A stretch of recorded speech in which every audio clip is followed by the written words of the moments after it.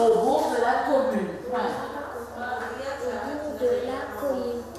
Dictée historique à Saint-Élie, il n'y avait plus d'école depuis 20 ans dans cette commune isolée. Le nouvel établissement a été inauguré ce vendredi. Il porte le nom de l'ancien maire, José Adelson. 14 élèves, tous du bourg, occupent sa classe unique sous la responsabilité de Sandra Ferdinand. Donc j'ai certains qui sont lusophones. Donc avec eux, je travaille beaucoup le langage et avec les mêmes, il faut aussi travailler l'écriture. L'entrée dans le français aussi bien oral qu'écrit. Mais la plupart maîtrisent le français parce qu'ils ont été scolarisés sur le littoral. Ils sont de familles francophones. Mais il faut quand même renforcer l'apprentissage du français. Enseignante depuis près de 20 ans à Mana, Sandra Ferdinand se lance dans une nouvelle vie professionnelle. Elle est ici professeure et directrice, épaulée par une assistante. Maintenir une école a toujours été un défi pour Saint-Élie. Ces images datent de 1990. Après 15 ans sans établissement scolaire, une nouvelle classe ouvre enfin. L'enseignante arrive alors en hélicoptère. Mais 9 ans plus tard, l'école ferme. En 2005, l'académie tente de la relancer, mais le projet n'aboutit pas. Le bâtiment appartient alors au Conseil général.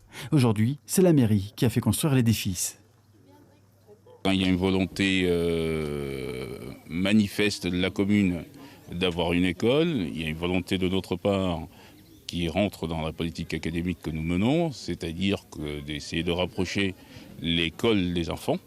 Et donc quand les deux se combinent, et quand il y a une volonté de la commune, comme c'est le cas, évidemment que ça arrive plus facilement. Les jeunes étaient éparpillés sur toutes les communes, Sinnamary, Kourou, Macoria, Cayenne, et il y avait vraiment une souffrance. Saint-Élie compte actuellement 147 habitants contre 420 en 2011. Mais l'horizon peut s'éclaircir car un mois après la rentrée, cette école change déjà le quotidien de la population. Ça nous a soulagé d'avoir une école ici par rapport déjà au déplacement, qu'on est un déplacement assez souvent. Et que, comme je disais, c'est un avantage pour nous.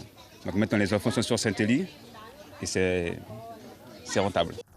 Avec cette nouvelle école, la commune espère retenir sa jeunesse afin qu'elle s'approprie davantage son territoire.